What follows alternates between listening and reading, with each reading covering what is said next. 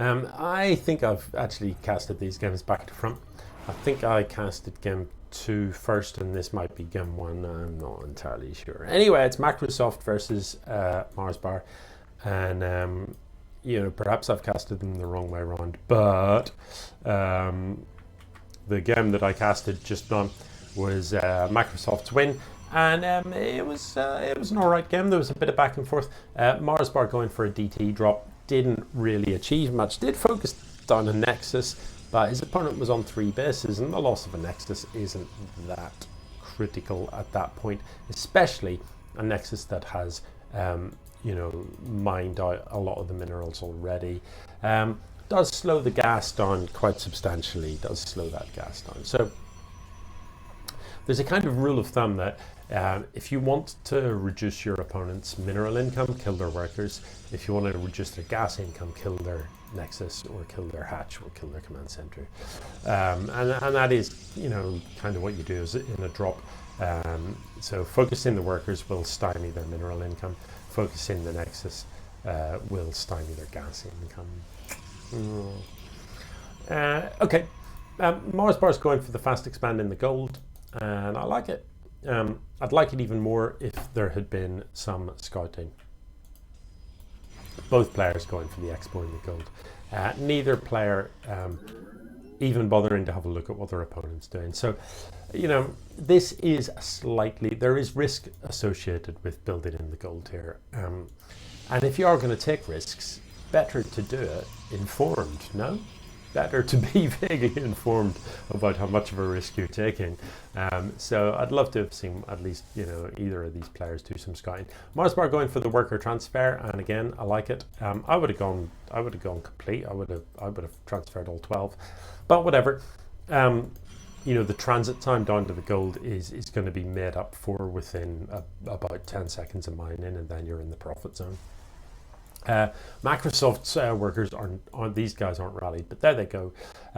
So yeah, he didn't transfer the workers. So if we look at the income tab, it's kind of pretty even now, I suppose, because they're both getting to the point where they're interestingly though, it's Microsoft that's ended up saturated here first. How has that worked? That's because MarsBar isn't building workers. MarsBar, what are you doing? Why aren't you building workers? What? You've just decided 9 and 14, that's the right number? It isn't. That's why they've got these labels on top. 12's the right number here, and 16 is the right number there. There's signage to help you. Over on the other side of the map here, we've got some slow warp-ins happening. It's hard to see how this is going to achieve anything. There's an immortal out, there's force fields ready. These units I don't think have upgrades. They have no upgrades, whereas Microsoft has +1. So I just don't think this is going to be enough to do much. The immortal putting out damage onto the stalkers cleans this up pretty quickly. So MarsBar, how did you get cleaned up so quickly? It's because look, you're not spending your money. You're mining like Flynn here, and that's great. But why aren't there twice as many? Right, you can run 3 gate robo off 1 Nexus. You've got a gold Nexus as well, so you can easily run 7 or 8 gate robo, easily. But that's not what you've got. This, to be fair, Macrosoft doesn't either, but did have the upgrades, did have Defender's Advantage, and importantly had an immortal to deal with those stalkers. But this is what I'm talking about. Don't be shy if you look at your minerals and go, oh, I've got quite a lot of money. Just, chuck down 10 gateways. Don't mess about it. Just throw loads of gates down. And when they turn into warp gates, just put your elbow on the stalker button or whatever. So the scouting observer gets cleaned up by the cannon. I believe MarsBar has a scouting observer over here, and that's really, really useful to just know what your opponent's up to. It's going to come in right now and see loads of gateways. It's going to see the Templar archives finishing up, sees that the Forge is researching. Meanwhile, Microsoft scouting reasonably well with a hallucinated Phoenix. So both of these players actually have full view, essentially, of what their opponent has got in terms of tech structures, and that's really, really good. It's good to know what you're up against. So what you do with that information is what comes next. If you see this, you're thinking, right, it's largely a gateway army. So I can beat that if I go tech. I can beat that with Immortals, I can beat that with Colossus. If you see this setup, this one's harder to interpret because you've got the Twilight, you've got the Robo, and you've got the Stargate, so harder to know what's going on. MarsBar going for a very lit Dark Shrine, and I honestly wouldn't bother. You've already seen that there are observers on the map. You know that your opponent has got observers. What are you hoping to achieve with the Dark Shrine? Okay, you might find the observers out of position and you might get to shut something down, but you know, DTs are quite gas intensive, and I'm just not sure about this at all. I'm struggling to see what it adds, but you know, irrespective, 3 gateways, 1 Robo and 1 Stargate now is still all that you've got to produce actual units from, and whatever those units are, that's just not enough. And it's, you know, especially when you combine that with the fact that you did scout your opponent's base and you saw how many gateways they had, to not then kind of respond to that by building more production structures is just asking for trouble.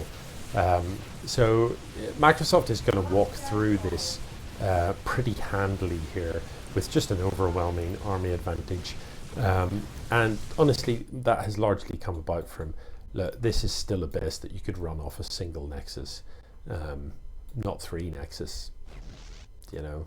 So that's why you've got so much unspent money in the bank. Now Microsoft also now has got a lot of money in the bank. I suspect a lot of that has built up quite recently with the sort of 3 base mining while he's moved across the map. But you know, even all other things being even, what have we got here? 2, 4, 6, 9 gateways to produce from and a Robo, as opposed to 3 gateways and a Robo. It's all about them numbers. So yeah, what just happened? The army came home.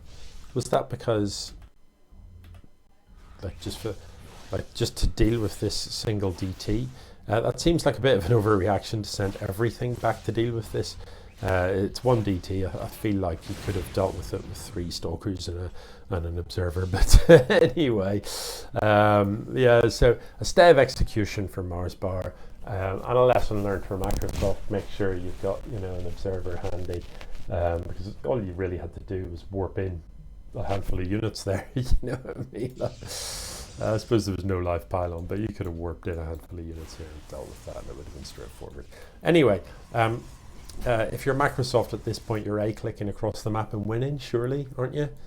Isn't this literally just isn't this where you just go, right, kill the base, haven't seen any army, respond, I'm just going to A-click and hope for the best. This isn't the greatest ramp to come up, but there's nothing here with splash damage to really look. The Stargate is idle, the Robo is idle, there's all the money in the world in the bank. Actually, to be fair for both players, you know, 3 Zealots in production at this point, no units in production. So, you know, no wonder there's money left over. But anyway, this is a big army and it's going to be pretty hard to do anything about it. So I am expecting a GG, and there it is.